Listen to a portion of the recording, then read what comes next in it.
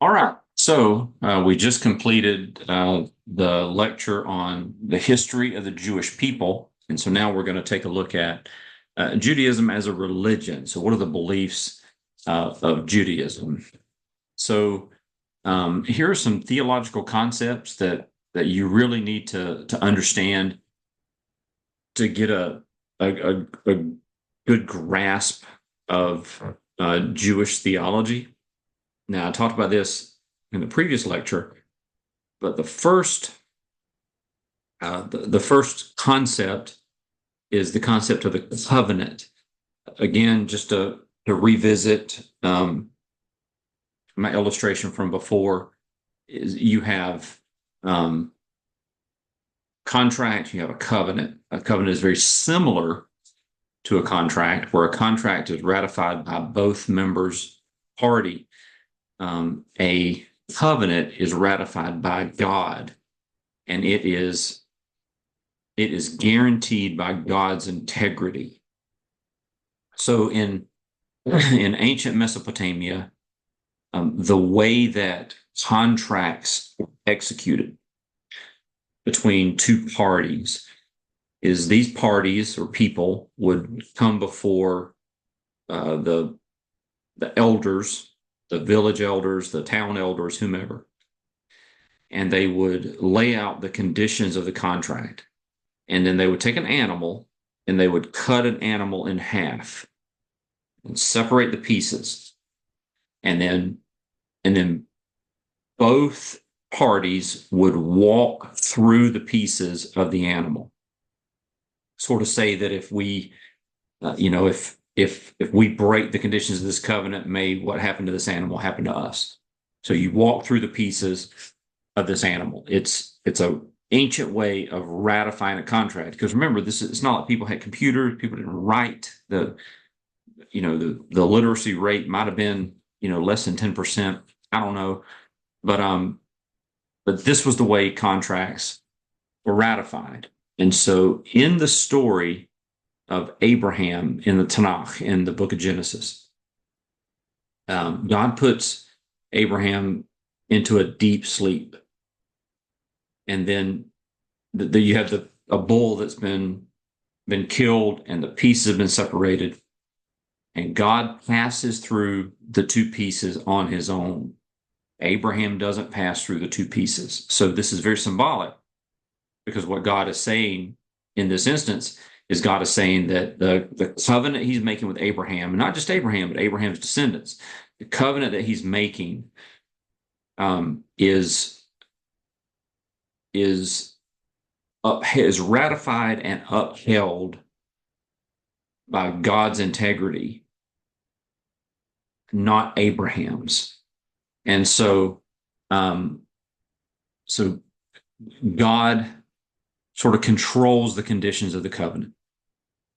But there are requirements for both parties. It's not like Abraham doesn't have any requirements as part of the covenant. So God's requirements as part of this covenant is that he'll provide, he'll protect, and he'll bless the world if the people obey God's commandments and then circumcise on the eighth day after birth. Now, at this point, remember we talked about it in the history of the Jewish people. You had Moses, who led the people out of Egypt, and they got to Mount Sinai, and where God delivered the law, the 613 laws that make up the religious and the civil law for ancient Judaism. That didn't exist yet. So the covenant is not based on the law.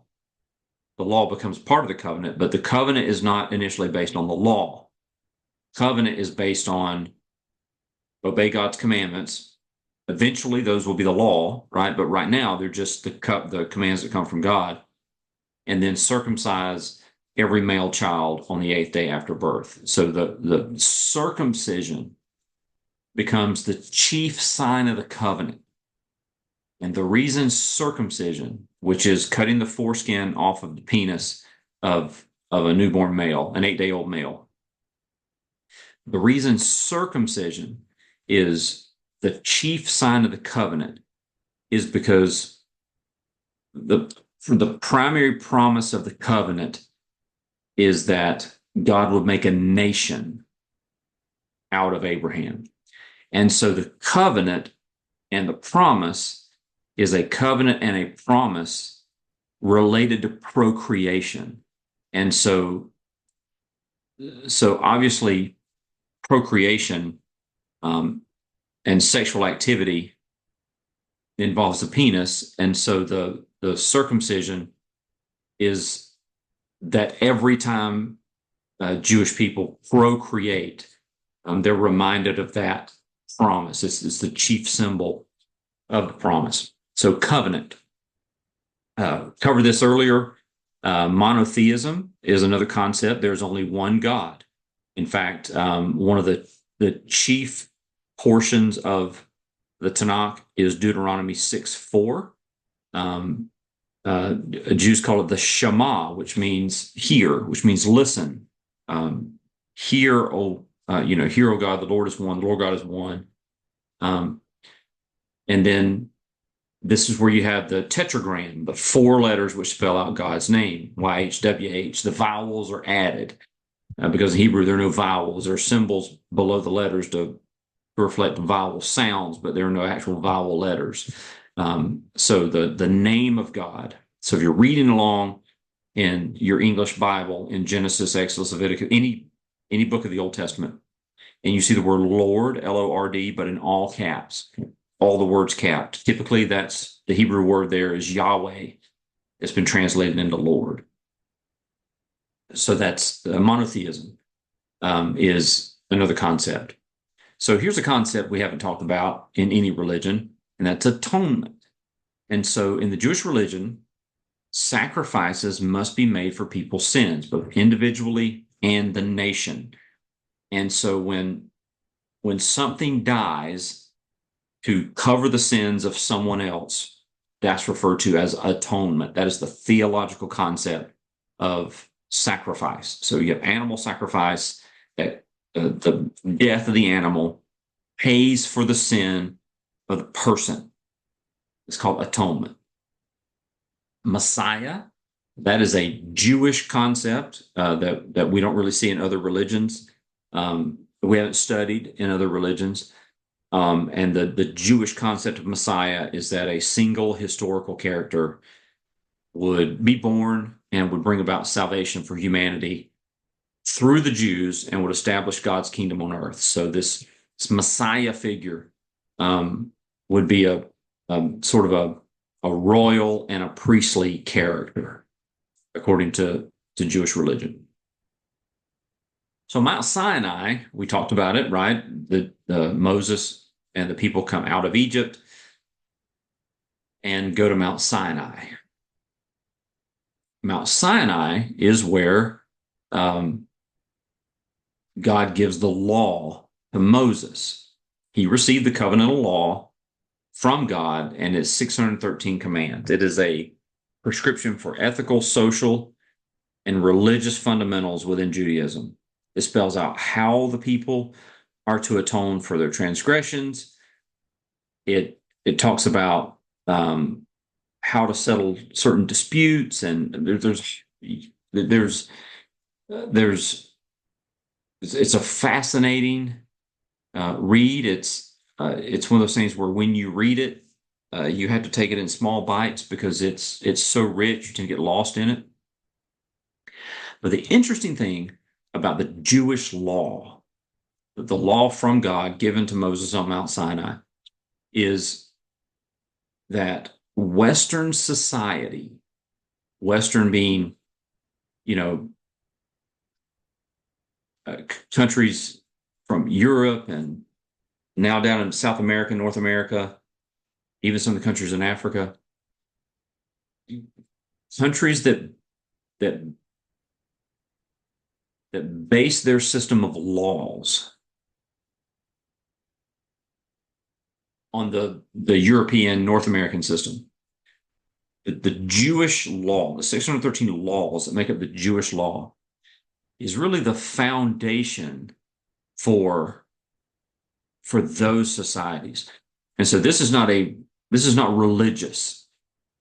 This is this is social. This is the influence of the Jewish law on the world is very significant. And we don't really have time to go into it because this is just a sort of an overview of Judaism. But you just need to know that these 613 commands from God that make up the Jewish law, if you read through those, you see for the first time this codification of concepts of law that are foundational to laws you find all over the world today.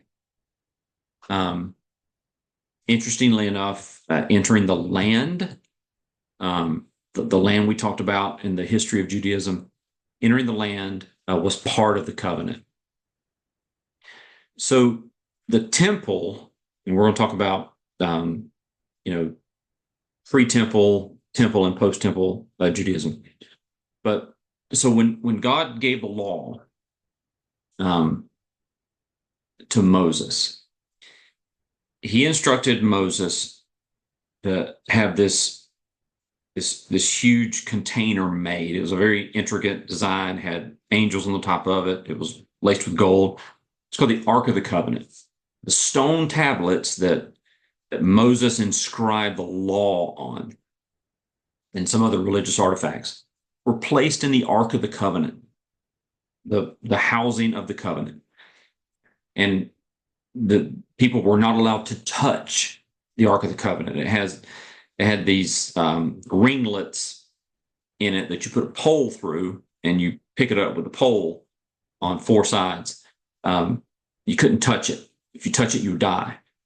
I mean, it was holy. It was it was the holiest thing among the people. But God had instructions for Moses to build what we call a tabernacle. Now, a tabernacle was a temporary and a mobile structure because you had these people who were moving into a land. They spent 40 years wandering in the desert. Instead of taking possession of the land immediately, they had to wander for 40 years because of the disbelief of the people, the sin of the people. So they ended up wandering for 40 years. And so God instructed Moses to have this temporary and mobile tabernacle that was built that's like a mobile temple. It had all the elements of a temple for worship, for making sacrifices and for doing other religious activity. You had an altar where the sacrifices were made. You had this inner sanctum called the Holy of Holies. That's where the Ark of the Covenant sat. And then once a year, the high priest would consecrate himself, would do certain things to purify himself. And once a year on the Day of Atonement, also known as Yom Kippur, Day of Atonement. Remember, Yom means day, Day of Atonement. On Yom Kippur, the high priest would go into the inner sanctuary, the inner sanctum, or the Holy of Holies, and would sacrifice for the sins of the people once a year. And the Holy of Holies was sort of surrounded by this. It was separated had a large curtain or a veil that you couldn't go back unless it was the Day of Atonement. Only the high priest could go in, and then you had other areas of the tabernacle where sacrifices were made and ritual purifications were made and things like that. So there was no temple. There was just a tabernacle. There was no permanent structure, right? So eventually, Israel has a king, King Saul. Saul is rejected as king. David becomes king. David really is the one that establishes Israel as a nation and sort of a powerhouse in that region. David wants to build a temple, but God says, nope, you've got too much blood on your hands for all the war and all the sin that you've done. But your son, Solomon, is going to build a temple. And so in 957 BCE, King Solomon constructs an elaborate temple in Jerusalem to replace the tabernacle. That temple was destroyed in 586, so it was built in 957, so 400 years later-ish. King Nebuchadnezzar, Babylonian king, attacked Jerusalem, destroyed the temple. In 515, the temple was rebuilt. under the king of Persia. So you had the Babylonian Empire, then the Persian Empire. Um, Even though it was rebuilt, many Jews stayed um, in the countries that they were living in. In 167, Antiochus IV, who was the king of Syria, captured Jerusalem and sacrificed a pig on the altar. And that's where you had the Maccabean revolt and the Hasmonean dynasty. And then in 20 BC, Herod, uh, under the protection of Rome, started construction on a new temple that was destroyed in 70 CE. Only the Western Wall remains now. So you had this period of tabernacle, then you had this period of temple. So the tabernacle and the temple serve the same purpose. So from let's just go back. Right. So when you get to, what did we say in the previous lecture? 1200 BC, BCE, something like that. You had the tabernacle all the way up to 957 BCE until you have a temple. And so you have this huge period of time where Jews had this structure that was central to their religious beliefs and to their religious activity.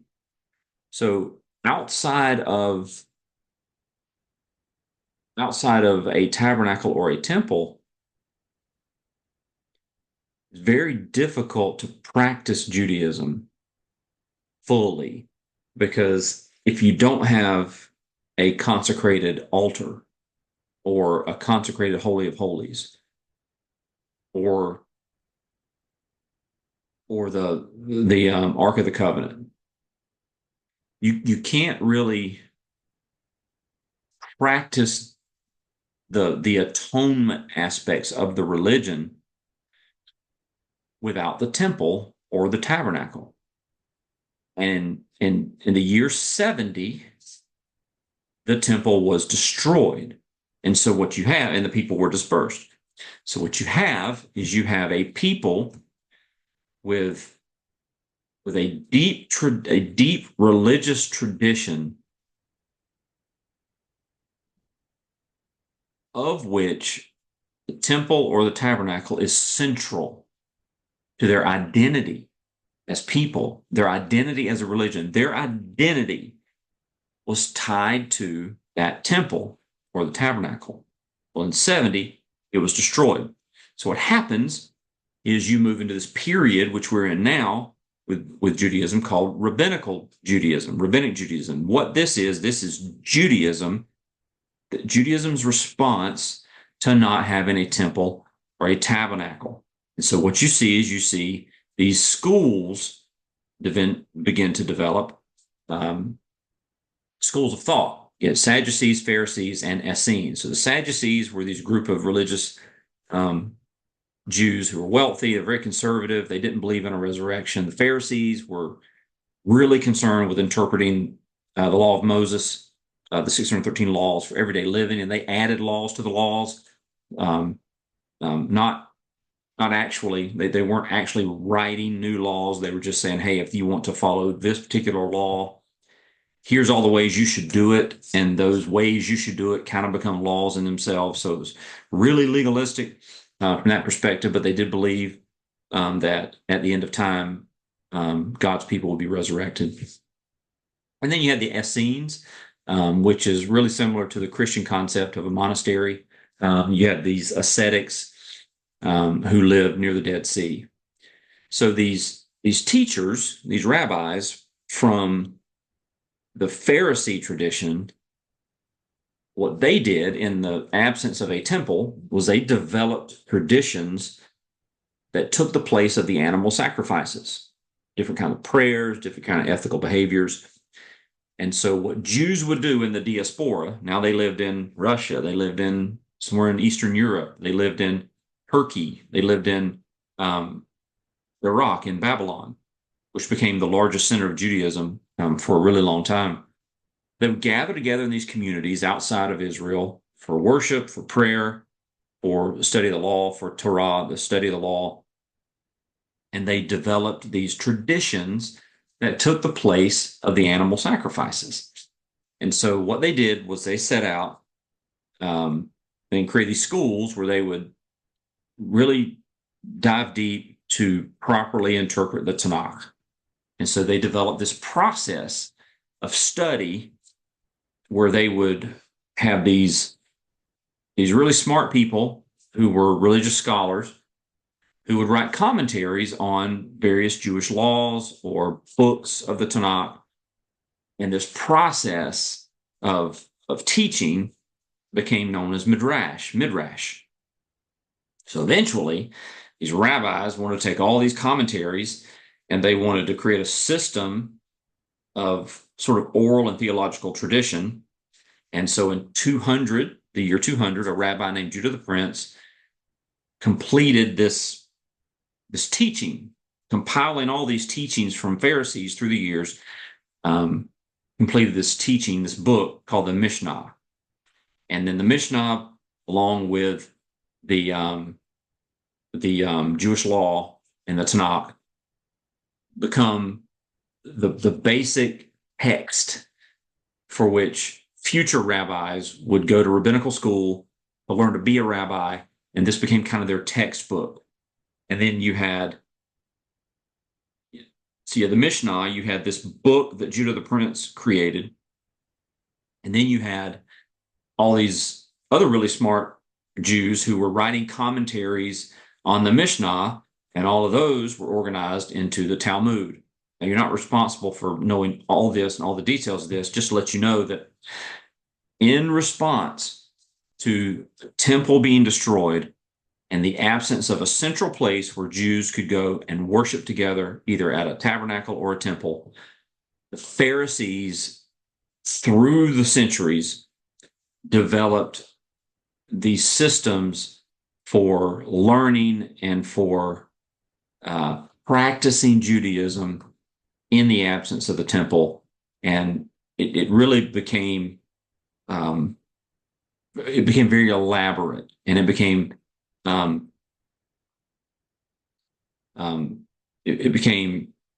very academic in terms of how they approached the study of the law and learning to be a Jewish rabbi, learning to be a Jewish teacher. But you had two Talmuds. You had the Jerusalem and the Babylonian Talmud. Jerusalem Talmud, written about 400 CE.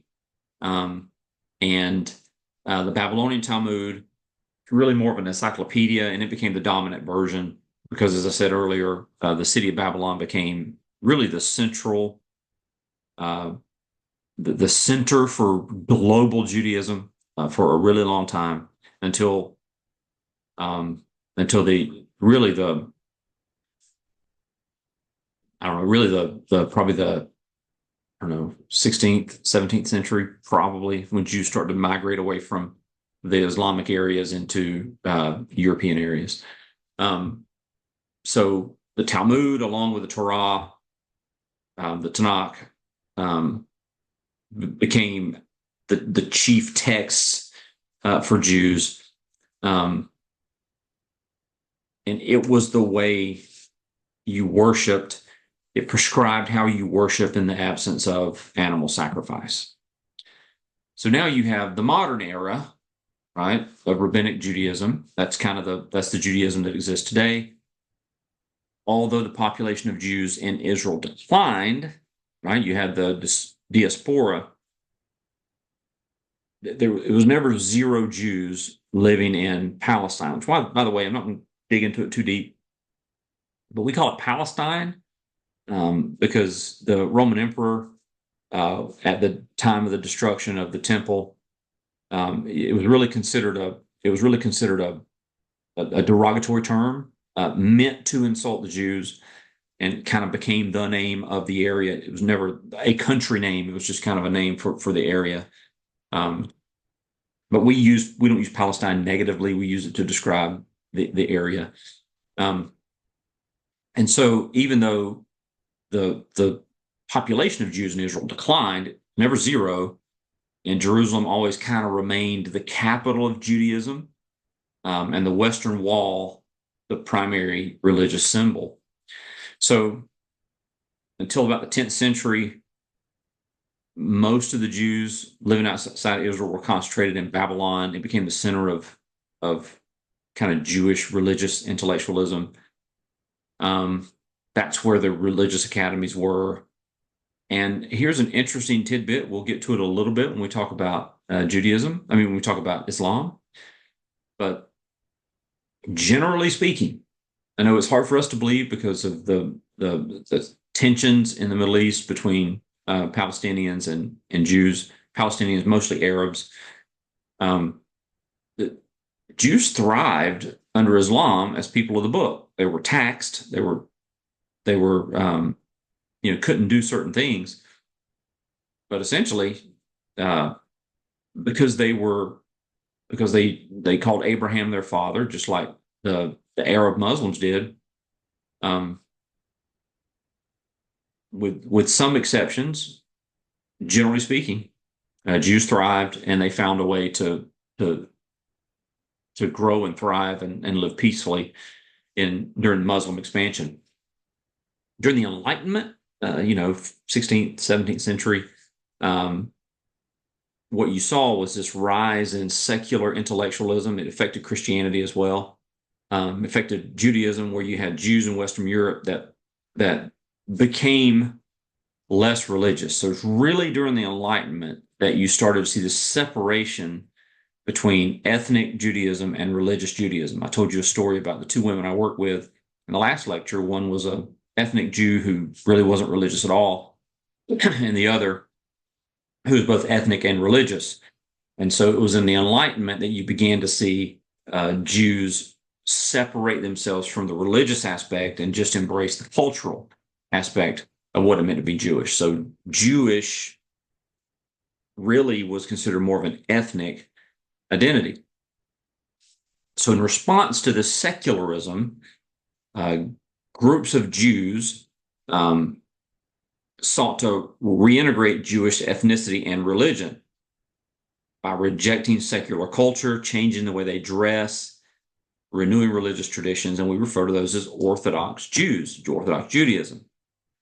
At the same time, Reform Judaism arose, and it was this attempt to integrate modernism and Judaism. They shortened the liturgy, they began preaching sermons, didn't use the Hebrew in their synagogues. So in response to the Enlightenment and the secularism, you had two groups. You had one group that said, hey, we need to embrace our past. And you had another group that was Orthodox Judaism. You had another group that said, hey, we need to modernize and we need to be Jewish in a modern world. And that's Reform Judaism. And then there are offshoots of that. There's different variations of Reform. There's, Orthodox, ultra Orthodox. If you listen to Ben Shapiro, he's a podcaster, talks about politics a lot. But Ben Shapiro is an Orthodox Jew. You'll see if you ever watch his podcast or have seen him in person, he wears the little yarmulke cap, which is a symbol of Orthodox Judaism. If you ask Jews what is the central purpose of Judaism, especially if you ask Reform Jews, what is the central purpose of Judaism? Many times they will respond with the phrase tikkun olam, or healing of the world. So they believe that Judaism exists in the world today to promote harmony, and their goal is to produce harmony and peace in the world in a way that hasn't existed since Adam and Eve were in the garden. So tikkun olam. So after the Holocaust, Judaism was sort of forced to reestablish themselves, and they began moving to the land of their past. The effort to reestablish and preserve Israel as a nation is called Zionism. So in modern Israel, you have both secular and religious Jews. You have Jews that say, hey, I'm a Jew ethnically, but I don't go to synagogue, anything like that. And you have religious and sort of ultra religious.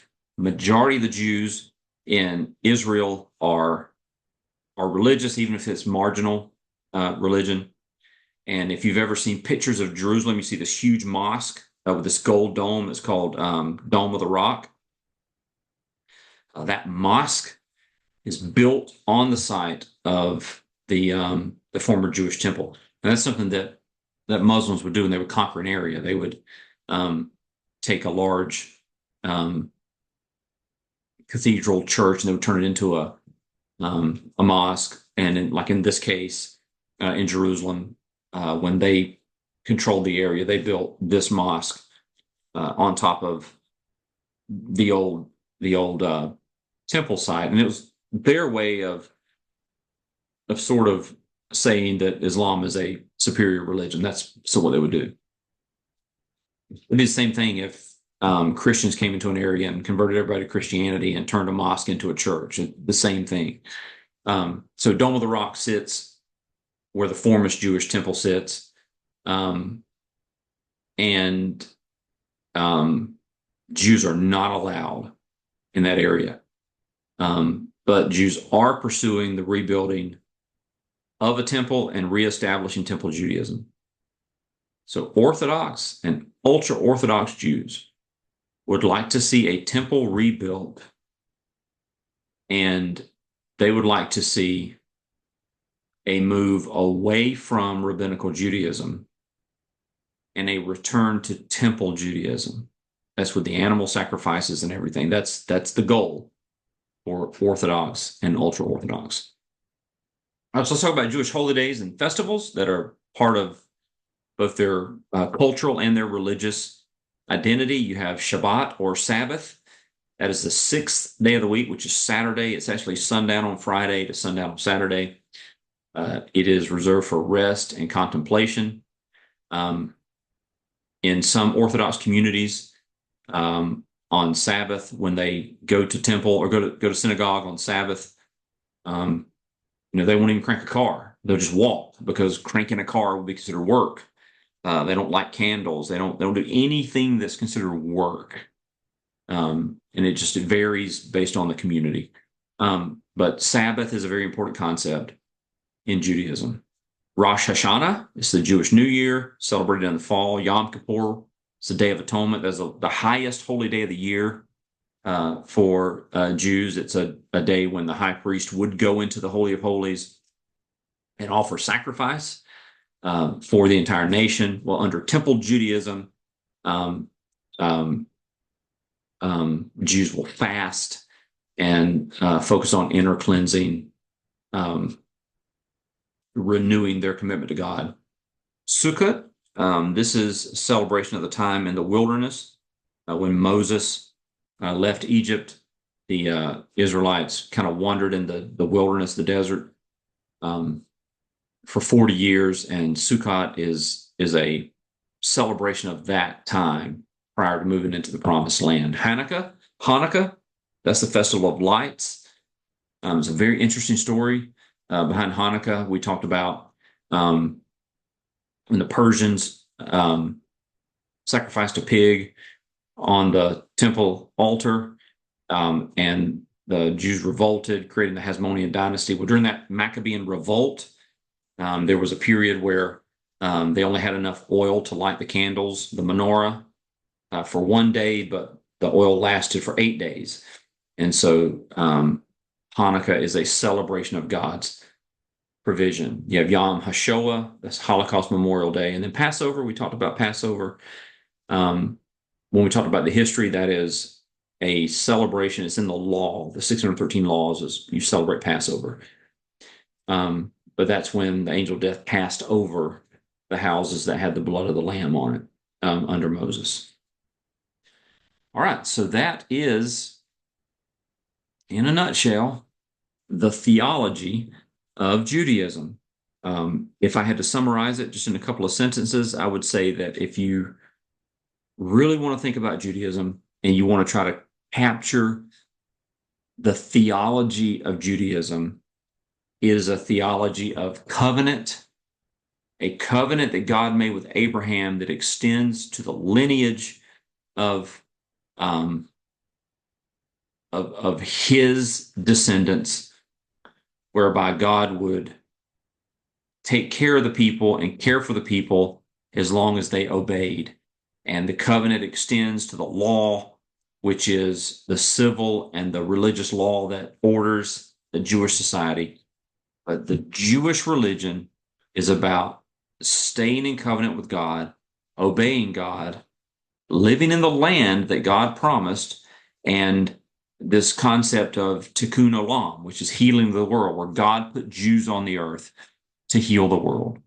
And so, if you were talking to a Jewish scholar, they may have, more elaborate things to say. But if you're flying at 30,000 feet, trying to think about what are the primary concepts of the Jewish religion, I think it's covenant, it's the land, it's the people, it's obedience, and it's fulfilling and keeping the law.